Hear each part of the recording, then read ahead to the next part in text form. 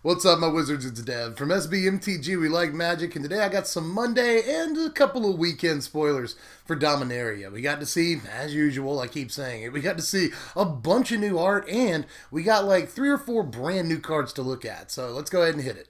Well, over the last couple of days, we got to see art for 7 different cards that we saw during the leak. So, as usual, I'm going to go ahead and run through those first, starting with Lawn War Scout, Gia's Blessing, and Evra Halcyon Witness. Well, the new art on Blessing is gorgeous, as is the art on Evra, which is going to look really sweet shiny, but I'm not super impressed with these 3 cards, which is why I went ahead and talk about them first.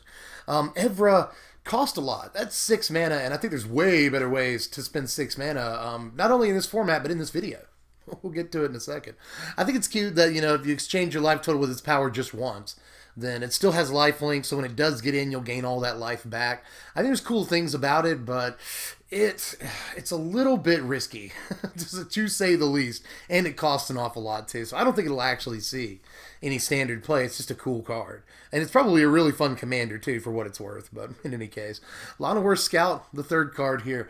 I don't think this will see a whole lot of play right now either, because Servant of the Conduit's still going to be in the format until late September. It's, in standard right now, we are trying to build an Elves deck, and we need 2 drops in it, obviously, but I just don't think we'd be playing 4 Scout and 4 Conduit, or Servant of the Conduit, I will say that Wizards fully expected Kaladesh and Aether Revolt to be rotated out by the time Dominaria came out, but they went back and changed the rotation schedule again to where Kaladesh and Aether Revolt are in standard while Dominaria is in standard. Only for about 6 months here, but I think this was meant to replace Servant of the Conduit, and it doesn't have to, so we don't have to worry about that. We also got to see art for some other huge legends. There's Torgar Famine Incarnate and Multani Yavimai's Avatar. Well, I really want both of these to be good. I've got a lot of faith in Multani, but as far as Torgar goes, I'm not 100% sure still, if this gets countered, then you just sacrifice those creatures for no reason, and that's going to really hurt. But the Enter the Battlefield trigger is great, and you can use it in a variety of ways. You can put your opponent down to 10, and now they have to deal with a 7/6 dude while they're at 10 life. Or you can put yourself back up to 10 from like 3 or 4 if you're playing like a really fast aggro deck or something. Just the fact that he can be really, really cheap. I mean, a 2-mana 7/6 is nothing to sneeze at, and you gotta give that credit. It could see play. But Multani is actually one of my favorite creatures in this entire set. Now, I understand the downside here. It costs 6 mana. 6 mana is just so much, but this, for a 6 mana investment, this does pretty much everything you'd want it to do. It gets huge, scales as the game goes on, and is recursible. That is really, really important. If you're going to spend 5, 6, or more mana in the standard format or any format on a creature, a big threat, then you want it to, be removal proof. And for the most part, this is, although it dies to things like Vraska's Contempt forever, but every creature in the format does that. If we judge creatures on whether or not Vraska's Contempt could kill them, we would all only play Carnage Tyrant and no other creature. We just have to take it as a matter of course that Vraska's Contempt kills our creatures forever and exiles them. Aside from that, though, not really much deals with this forever and ever. So I like Multani a lot. If I'm going to spend 6 mana, this is what I want it to look like. A creature that gets enormous, looks really good over the long game, looks great in grindy games, and especially looks good in a ramp deck or an Hour of Promise deck where you not only can you power him out really fast, but he'll get enormous very quickly too. So I like a lot about Multani. I think he stands a real chance of seeing play because removal, being removal proof is good enough, but the fact that this scales so amazingly, it could be worth way more than your 6 mana before the end of things. When you play this on turn 6 or 7, it might not be huge, but when you recur it on, turn 12 or 13, it's enormous, and they have to answer it. And even if they answer it, you might be able to just get it right back. So I think Multani is a real threat. And finally, as far as new art, we also got to see Banalish Marshal and Tempest Djinn putting a face to some of these, 3 mana of a respective color cards. Both of these I find at least okay. I think Banalish Marshal's the better of the 2, or at least the more likely to see play of the 2. I don't necessarily like Tempest Djinn the more I think about it. I know a lot of people are up on this card, but honestly, you need basic islands. I don't know how good that is, especially considering we're in a format where we have islands that aren't basic. The Bicycle lands, they would have played pretty well with this, but whatever. But the fact of the matter is, its toughness is always going to be 4, and that's not great in a format with Rekindling Phoenix, Glorybringer, which can obviously just kill this with its Exert trigger, but can also block and kill it or attack into it and kill it. Gosh, what else? Heart of Kirin, Lyra Dawnbringer. There's just a ton of flyers in the format that outclass this. And yeah, it can kill a Phoenix, it can kill a Glorybringer, all that, but I just don't think that it's quite worth it at the end of the day. If this had one more toughness, I think it might be worth playing, but as it stands right now, I just think that just about every other played flyer in the format stacks up too well against this. Now, Marshall, on the other hand, the only problem that I really have with it is that I actually don't really care for, creatures as Anthem effects, unless they cost very, very little, like Merfolk Mistbinder and Legion Lieutenant. I think those are good Anthem effects. But as far as a 3-mana Anthem creature, it's a little bit different, especially when it costs us, specifically white mana and nothing else. It makes it a lot harder to play. But my problem with any creature-based Anthem is that when you go to swing in, they can just kill your Anthem, and that changes everything, ruins your combat math, lets them get better blocks in.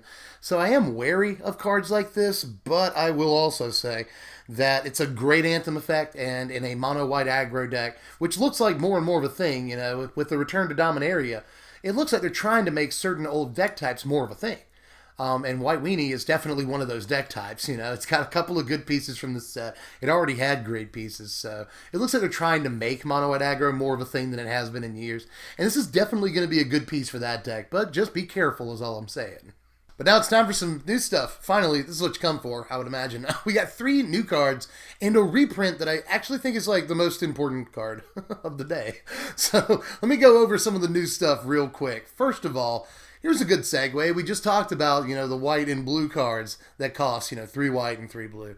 We actually finally got to see the black one over the weekend. Here we go. Here's Dread Shade right here. It's 3 black mana, of course. It's a 3/3 shade, and you can play it black to have it get +1/+1 until end of turn. Super simple and actually kind of really effective. There's a mono black aggro deck in Standard right this second that's a little bit low on 3-drops and could actually use this to great effect because it doesn't have a whole lot of mana sinks at its disposal. That's always been one of kind of the worst things about mono black aggro, is that you really can't do anything with your mana on turns where you draw a small creature late or you draw a land late or something. You don't have a way to effectively use all your mana, and this gives you a great way to do so. And it can crew a Heart of Kirin in that deck, which is pretty noteworthy too. I actually like a lot about this in mono black aggro. As usual with creatures with this like shade fire breathing ability, you can put it over red removal at instant speed, which is always really relevant. This goes above a Braid and Lightning Strike and most Harness Lightnings, or a Chandra Torch of Defiance, Cut to Ribbons, Glorybringer, whatever. As long as you got a couple of mana, you can pump it up to 5 toughness and save it from those spells even. So that's always really good. They have to revolt a Fatal Push to actually be able to kill this. There's a lot of good stuff about this. It doesn't dodge all the removal in the world, obviously. But a lot of the removal they can use on it, they have to use a lot of mana to actually remove the thing. If they spend a 4-mana Cast Out or Ixalan's Binding or Vraska's Contempt on your 3-mana guy, you're sort of up in that exchange, so there's nothing to be too mad about. Plus, this is always just so good in Wars of Attrition, If you're in a board stall with your opponent and you rip this on turn 8 or 9 or whatever, then come next turn, if you can get it to stick around and not die for whatever reason to a removal spell. As long as you can untap with it, you've got all of your mana super late in the game. You'll essentially have the biggest creature on the board just about every turn if you have nothing better to do with your mana. This thing gets really scary when it gets up to an 8/8 or a 9/9. They have to triple block it to do anything about it, and turns later than that they can't even triple block it. You're gonna have effectively a 12/12 dude before the game is over if it becomes a War of Attrition. If it becomes a board stall, you'll have the biggest creature on the board just about every turn, and that's always really valuable. Now, the reason I'm going off on this card a little bit is because most people saw it and weren't super impressed. After sort of the build-up, waiting on this as a special card, I never thought the card was going to be super special or wordy or super powerful, just because mostly we got to see stuff that has release notes in the leak. So if it doesn't have release notes, it's probably not a very complex card, and this is not. I don't think there's any reason for there to be release notes about this card. So the card is not complex. It's actually super beautiful in its simplicity. It's just, typical shade in black. You know, you pay a black mana and you pump its power toughness. We haven't actually seen a creature like that in a while. And no, it's not like Nantuko or anything. It's not Nantuko Husk or Nantuko Shade, excuse me. But it is still a very, very powerful looking card to me that actually could see some standard play in a very specific deck, but I think it's going to be an important piece for that deck because it gives it a mana sink that it didn't have before. Over the weekend, we got to see the best art in the set. Here's Arcane Flight right here. It's just a blue mana for an enchantment. It's an aura. An enchanted creature gets +1/+1 and has flying. I like a lot about this card. I like the callback, and I love the art. Obviously, I love the art. But is the card actually good? I think it might kind of be. You know, you have to compare this.